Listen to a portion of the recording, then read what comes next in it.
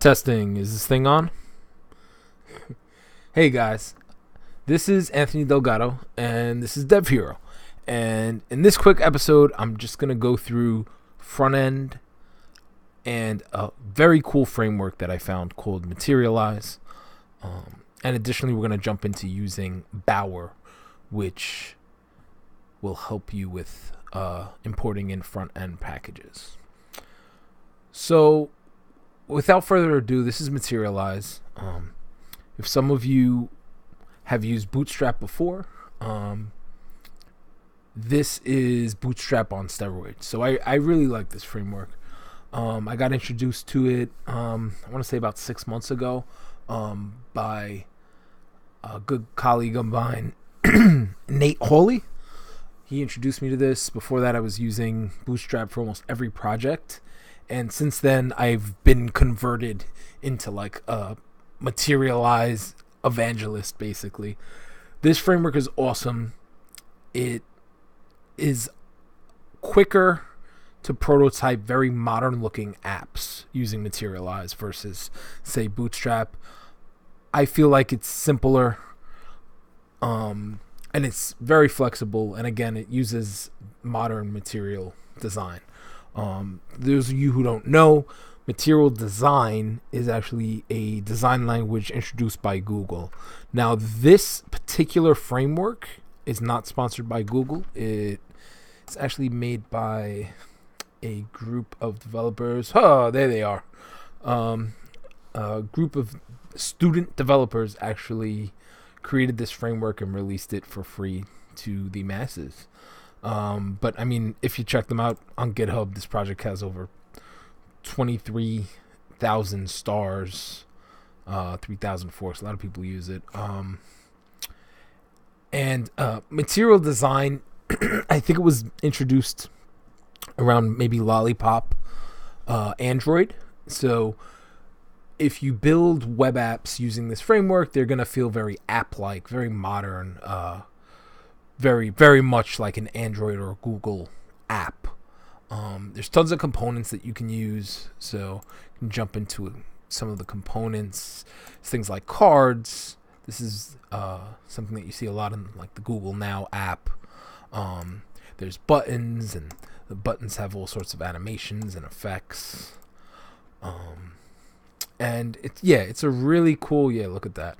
It's a really cool framework to help you prototype very modern looking applications. And my favorite part, it's the simple things, right? My favorite part is called colors. And what the colors classes allow you to do is prototype an application with the look and feel of your choice using classes. So you can literally prototype a completely custom application writing 0 lines of CSS or almost close to 0. And I don't know about you, but for me, I think that's totally awesome. I've been writing CSS for quite a number of years now, and being able to prototype and scaffold out an application, get out an idea, have it feeling and looking completely unique in a matter of hours is amazing. So as you guys can see, they have a huge color palette, and I believe all of these are like flat material colors. I think these may have been grabbed straight from Google. All of these colors, these are part of the material design language.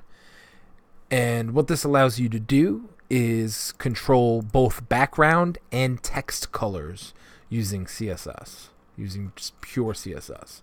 So I'll give you an example. Let's jump into a button. And if I wanted to change the color of this button, hope you guys can see this. I can add the class of red, hit enter,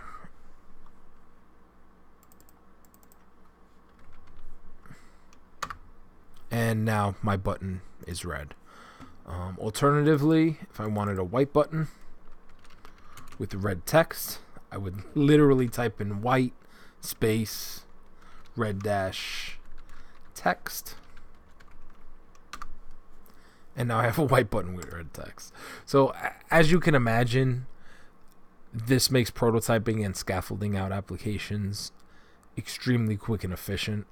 This doesn't only apply to buttons, any element on the page. So if I wanted to make this container black, now I have a black container. It's not very pretty looking, but now I have a black container. So that is my favorite part of the framework, but there's tons of different components that you can jump into. There's breadcrumbs, there are forms. The forms use this very modern styling with just the underline. There's icons, so this is optional, but definitely recommended. If you bring in the material icons, you have a huge icon set to pull from. There's navigation bars. There are footers. So as you guys can see, in a very, very short amount of time, you can scaffold out a very modern looking application using Materialize. Additionally, there's JavaScript components. So again, there's an optional JavaScript library that you can bring in. This allows you to do carousels. You can do sliders. There's an option for parallax scrolling. If we open the demo, you can throw some parallax stripes into your application if you so choose. There are dialog boxes, modals. The modals are very modern looking. There's this modal that's anchored to the bottom. So on desktop, I don't know how cool this is, but if you were on a mobile device, this feels very native. This is something that you would see on a lot of applications. So again, this makes prototyping and scaffolding out very modern applications a breeze. Yeah, this is the toast. I've used this a lot in a lot of projects. I've even used it instead of console logging. So instead of console logging piece of information, you just call this toast function, and you get a nice pretty looking toast that can convey some information to the user that may not be super important, so you might not need that on the page itself, but you can give the user a small notification. So again, this I can't say enough about it. It's really amazing. If you use React, there's actually a Materialized React that I think is based on this. So it's not exactly this. This uses jQuery for its JavaScript implementations, but I believe they forked it and they made a React version of this. But it's very pretty, very attractive looking applications you can make with this stuff. So without further ado, what I'm going to attempt to do is to scaffold out a homepage using Materialize, and we'll put some time on the clock. We'll see how quickly I can do this.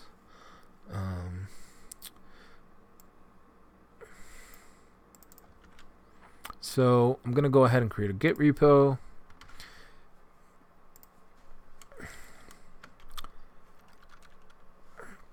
I'm going to name this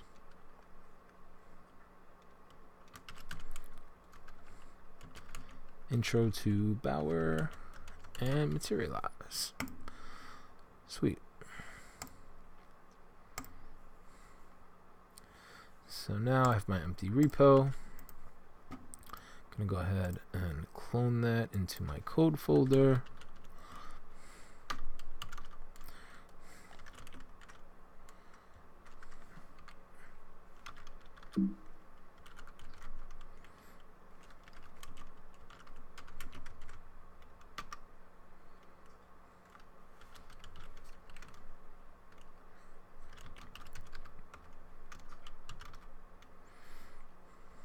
Awesome.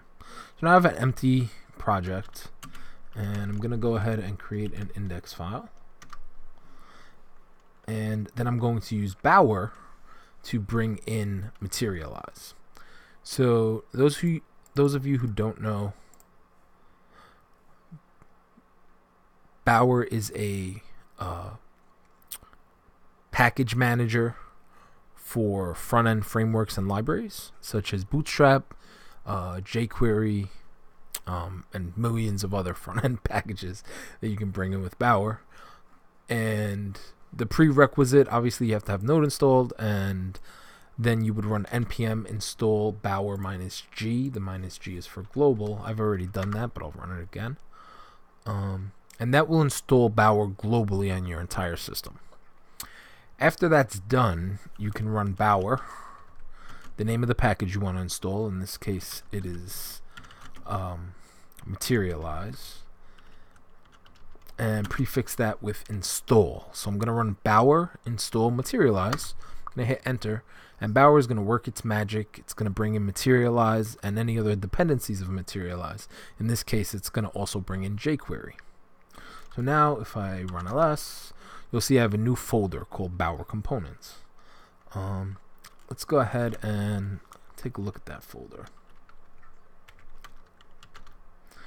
So as you can see, the Bower Components folder contains both jQuery and Materialize. It brought in jQuery without me asking for it because jQuery is required to use some of the JavaScript in Materialize. So let's go ahead and jump into the Materialize folder.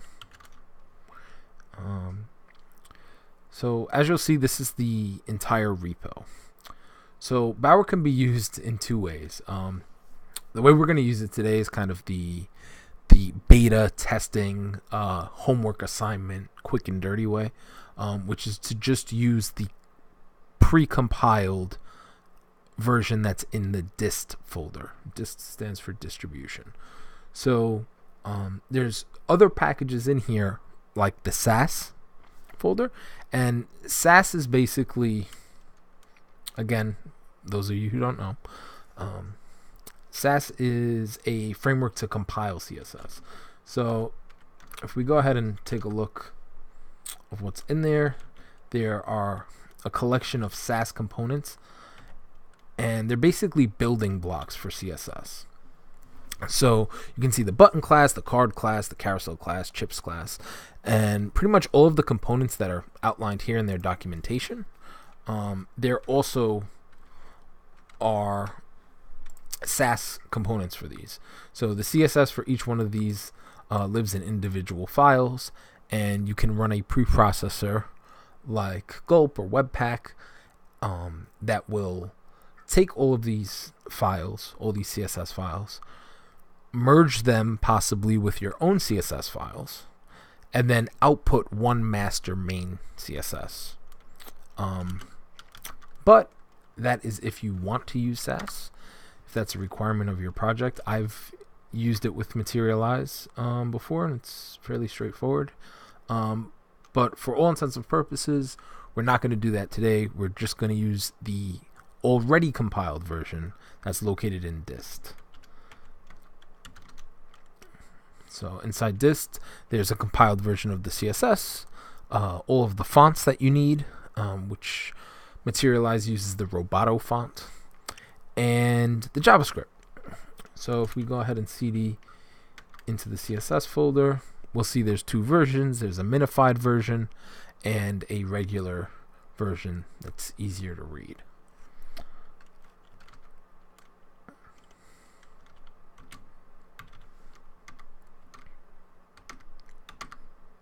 All right, awesome. So I'm gonna go ahead.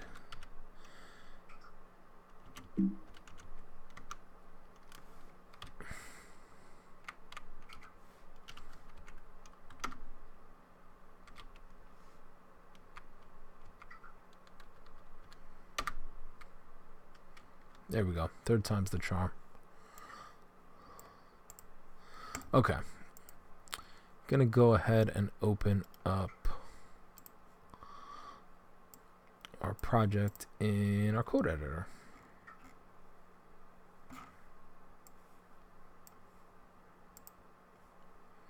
Awesome. So as you guys can see, I have my empty index.html file that I just created and my Bower components. So to start things off, hopefully you have Emmet pre-installed. I'm going to go ahead and type an exclamation point and then hit tab, and then I'll have a basic HTML document. Next I'm going to give it a title, Intro to Front-End Frameworks. And then I'm going to go ahead and link to my style sheet. And if you guys want to know how to install Emmet, I will put a link in the description so that you guys can install Emmet. So I'm going to go ahead and type link, hit tab, and that's going to create a style sheet tag. And I'm going to type in Bower Components.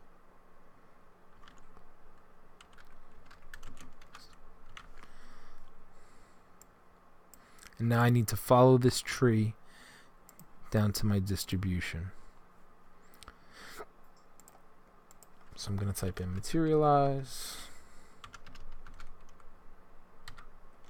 dist, CSS, and then Materialized.css. Great. Now I'm going to open up an h1 tag and say hello Materialize. Go ahead and save this, and hopefully if I run this in a browser, we'll have hello Materialize. Now if I wanted to make a button, I would type a.btn for button.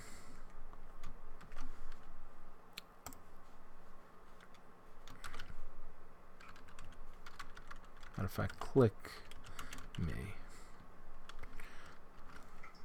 go ahead and save that. I'm also going to wrap this in a container so that it will fall with inside margins on larger screens.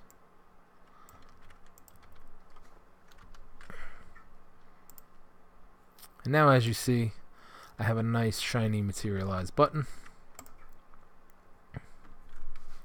And I'm using the framework. Awesome. So next, I'm going to bring in a navigational menu. So if I go into the documentation, under components, I'm going to go to Nav Bar.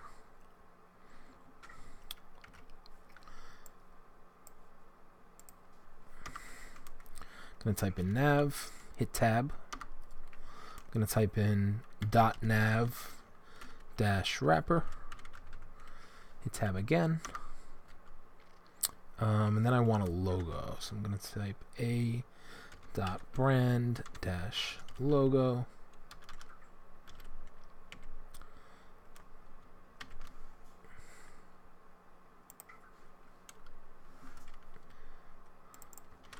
And name my site Materialize 101. And I would also like this to be centered, so I'm just going to add the class of center.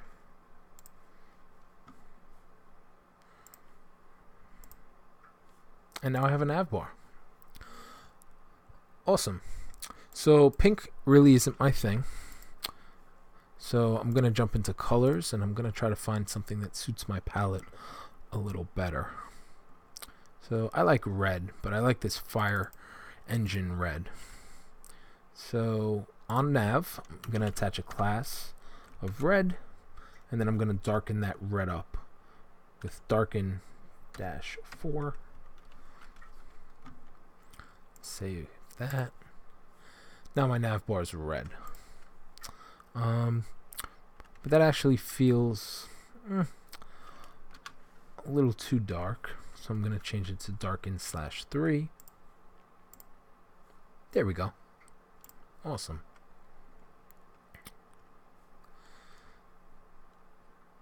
So next up,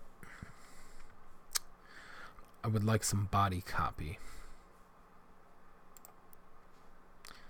So I'm going to go ahead and type in a p dot and then Materialize has a very nice class called flowText. p.flowText. And then I'm going to fill it with some lorem ipsum. So I'm going to type in lorem, hit tab, and now I have some dummy copy. Great. This is kind of starting to look like a real website. It's getting there.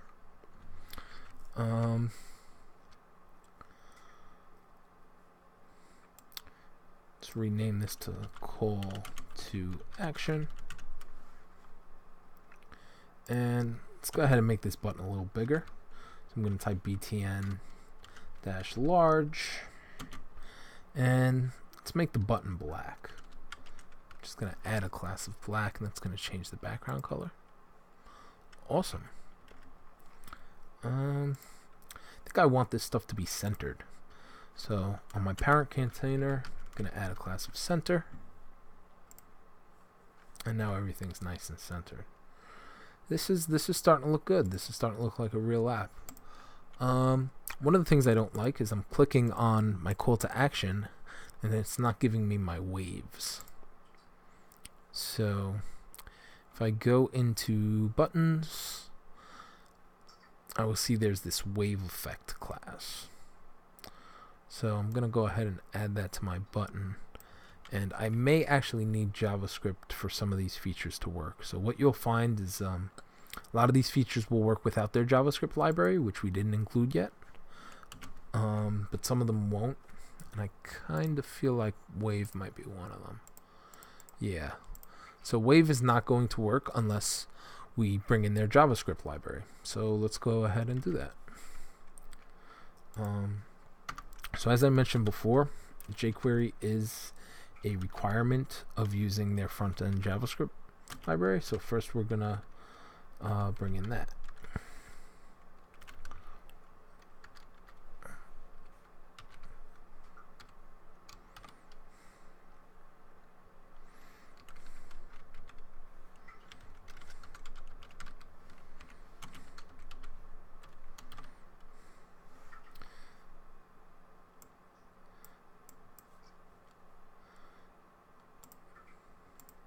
So I need to go Bower Components, jQuery, dist for distribution again, and then just jQuery.js.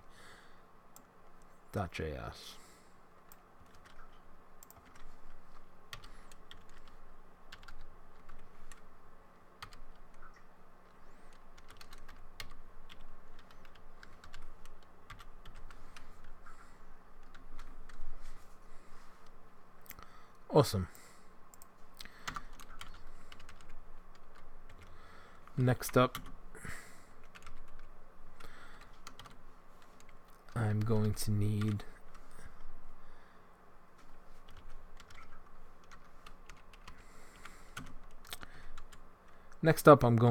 the Bower Components, the Materialized JavaScript library. So I'm going to locate that under Bower Components, Materialize, dist for distribution, JS, and then Materialized.js. So it's actually a very similar path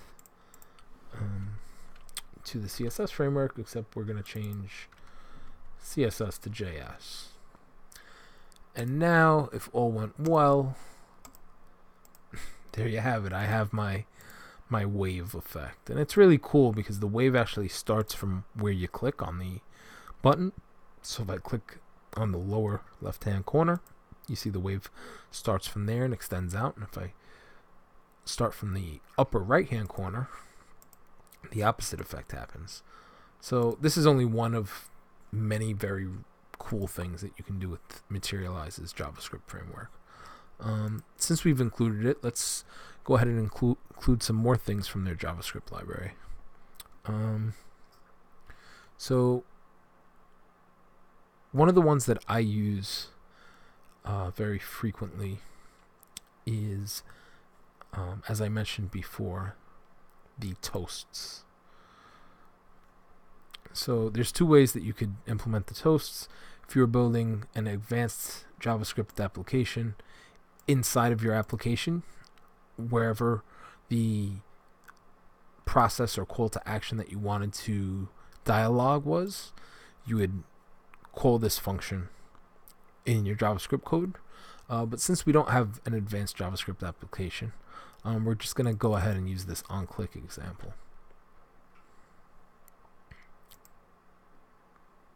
Whoops.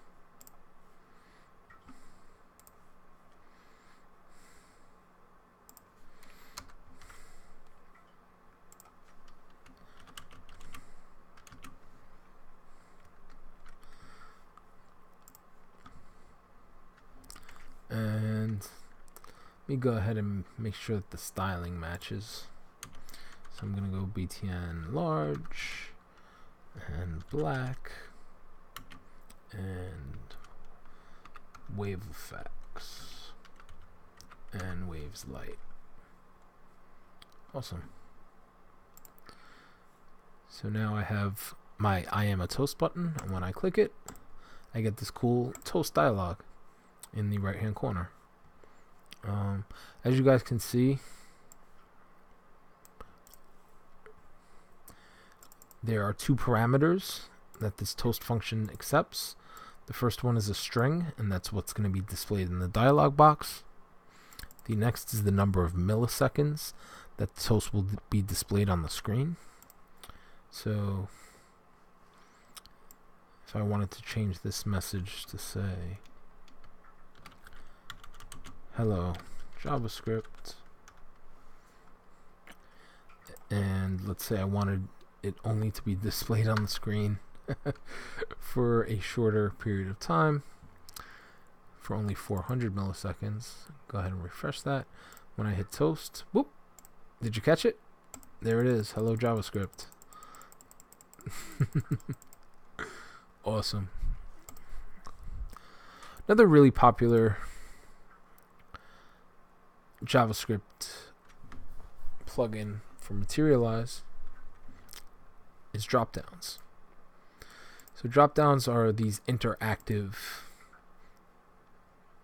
menu items that allow you to select multiple items. So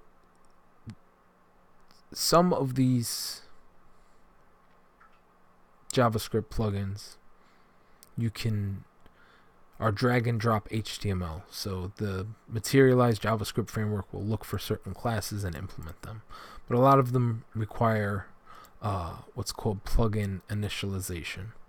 So in order for you to use the dropdown, you have to tell JavaScript that you're using it, and also tell them the class that you're using it on, and pass it a few arguments so it knows exactly how you would like these things to behave.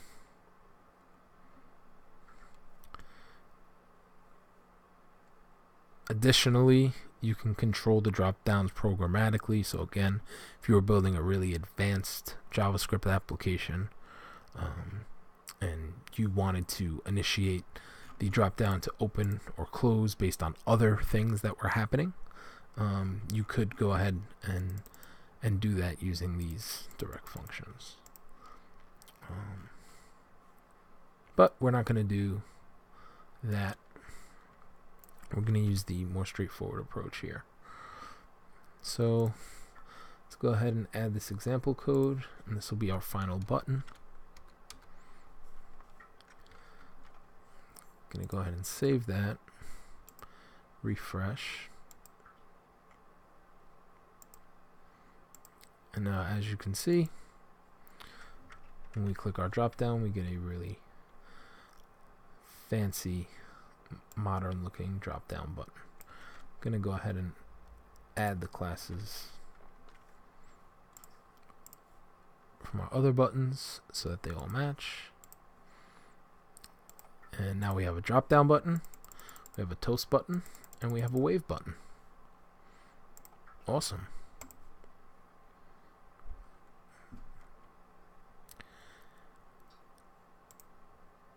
Next, let's jump into tabs.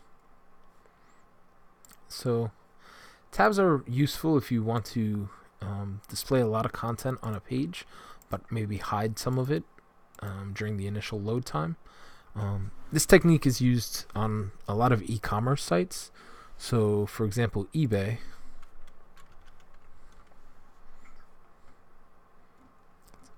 been a while since I've shopped on eBay. Hopefully they haven't changed it much. Oh wow, yeah, they have changed it, but awesome. So this is an example of tabs. So we have our main description, and there's copy here, and hidden behind the tab is our shipping and payment information. So our shipping and handling, and I can punch in my zip code, and I can do a lot of things here, but I wouldn't want to do these when the page loads. When the page loads, I want to look at the description, when I make a purchasing decision, and then I have additional information, in this case shipping and payment details, and that's hidden behind this tab, and I can toggle back and forth. As you can see, the page is not reloading, and I'm able to provide a lot of value and utility to the user without refreshing the page or cluttering my page with unnecessary information about shipping and payments on load. So those are basic tabs. They've been around for probably 10 years now. And Materialized has a very modern, sexy looking application to these. As you can see, there's this underline bar that kind of follows the browser. It's very attractive, very aesthetically pleasing. So we're going to go ahead and implement their example here.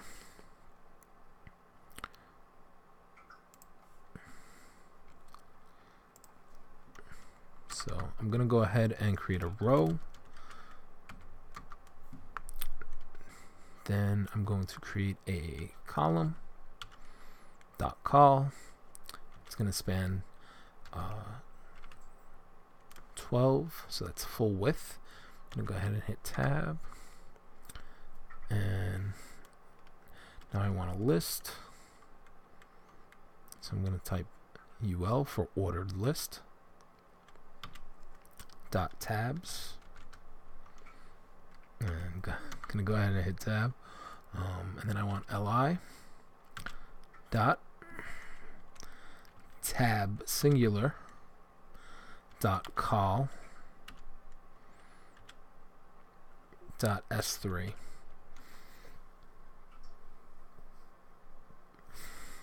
And I think before I finish this example, I just want to jump into the grid system. Again, this tutorial is for beginners, so if you're not familiar with the grid system, or if you're slightly familiar with the grid system, Materialize uses a 12-column system. It's very similar to Bootstrap and a lot of other front-end frameworks, but basically everything is divisible by 12, and they have 3 media queries for these columns, and it's small, medium, and large. So on a small device, this is going to be full width, for example, but on a medium-sized or a large device, this is only going to be 6 columns. So as you can see, right now, this is only 50% of the area. But if I go ahead and shrink my browser, eventually, there it is. So we're still medium, but eventually, boop, there it goes. It's going to drop to being full width. So right now, S12 is being used because we're on a small mobile device size and as far as width. And then when we span all the way out, we go back to 50%. So the grid system, it doesn't matter what framework you use. Every single front-end framework has a grid system, so you should definitely be aware of this.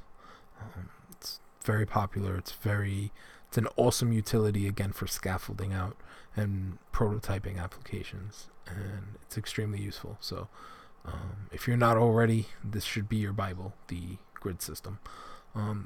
Additionally, Materialize's grid system, I feel like it's a lot easier to digest, especially for beginners. There's only a small, medium, and large. I believe Bootstrap has 4 media queries, which can get a little bit more complicated for a beginner. So Materialize just has small, medium, and large, and the markup is actually much more condensed as well. So you start every column off with col to represent column, and then you add the media queries with S and the number of columns, M and the number of columns for medium-sized devices, and then L and the number of columns for large-sized devices. So this is probably a better example. I'm going to go ahead and open the inspector. I'm going to open the device emulator. So as you can see, all of these columns have S12, and S12 means all 12 rows, the entire full width of the device. If I go ahead and switch to an iPad, now an iPad or a tablet is considered medium. So as you can see, this is M4. So since this is M4 on medium, it's 4/12 of the screen, or 1/3, right? So this is 4/12, and this is 4/12, and this is 4/12, and if you add 4 and 4 and 4, you have 12, and that's the 12-column grid. Additionally, these are M6. So this is M6, this is M6, M6, M6, and if you add 6 and 6, you get 12. So again, this is 6/12 of the width of the container that it's in. And then as you can see, these have L definitions for their columns. So if we switch to a large device, like a laptop,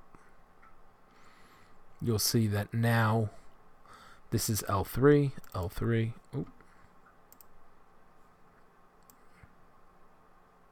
Yeah, this is L3, L3, L3, and L3, and 3 and 3 and 3 and 3 is 12, right? So this is 3/12 and 3/12 and 3/12 and 3/12. This is 2/12, 8/12, and 2/12 of the screen. So it's a pretty straightforward concept. It might be a little tricky to grasp in the beginning, but just remember the power of 12.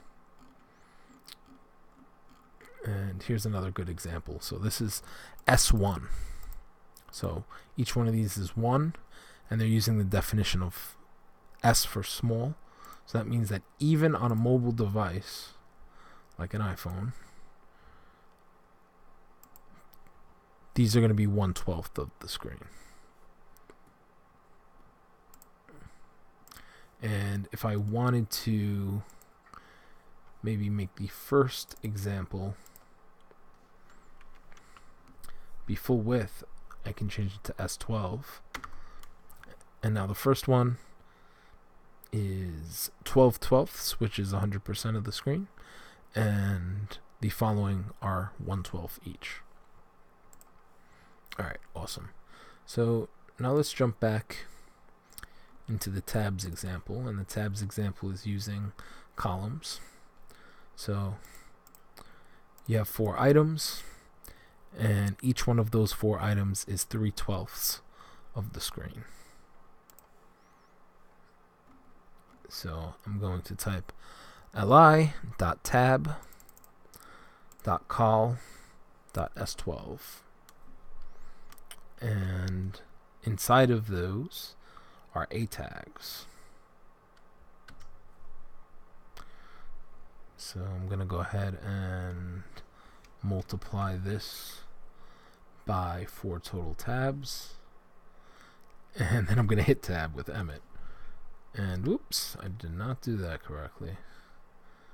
My Emmet is a little rusty.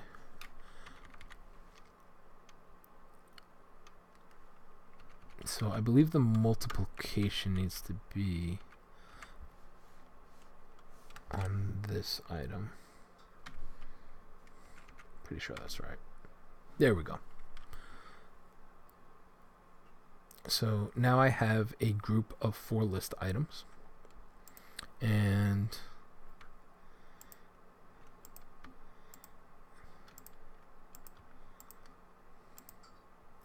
in Sublime, if you hold Command,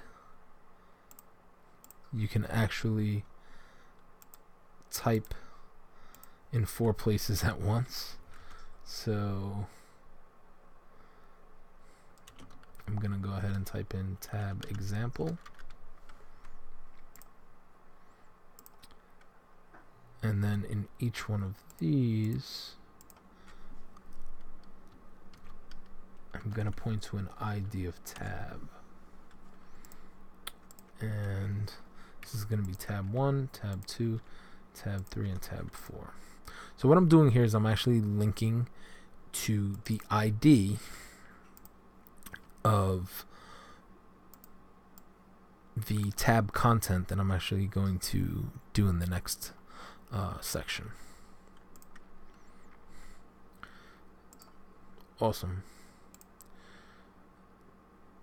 So next up, I'm going to create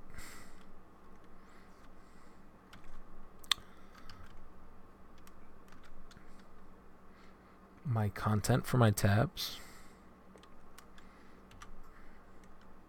So I'm going to type hashtag tab. That'll give my items an ID of tab.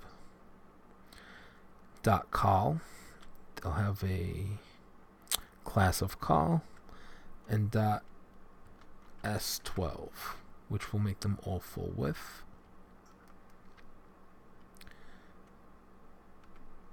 And let me undo that. And I'm going to multiply this by 4 total columns. And then again, I'm going to use some sublime magic to do 4 things at once. I'm going to type in lorem, hit tab, and now I have dummy copy in all 4 of my columns. And then I'm just going to go ahead and number my tabs so that they correspond to the href of my tab links up top. Additionally, just to differentiate these, I'm going to type tab. Going to make some headings just so that we can have a visual differentiator. So that's tab 1.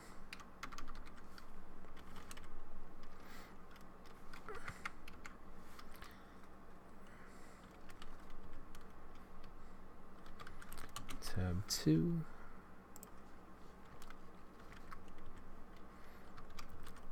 Tab 3.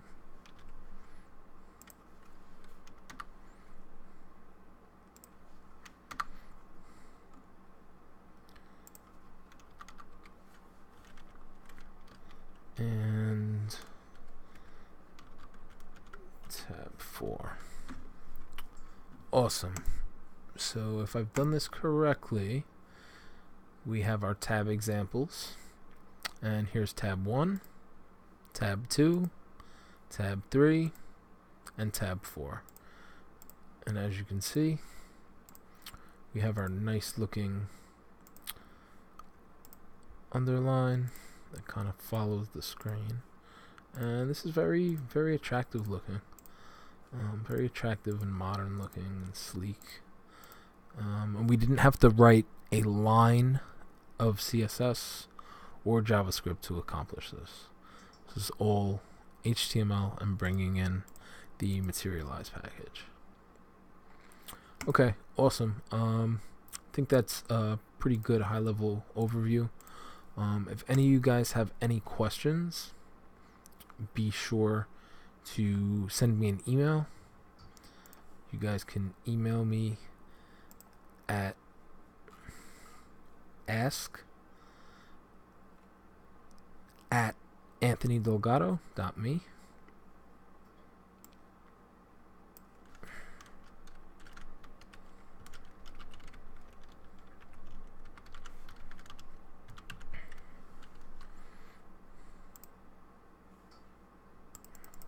ask@anthonydelgado.me. You can ask me any question you want, and I will do my best to reply. Alright, thanks guys. Have a good day. Bye.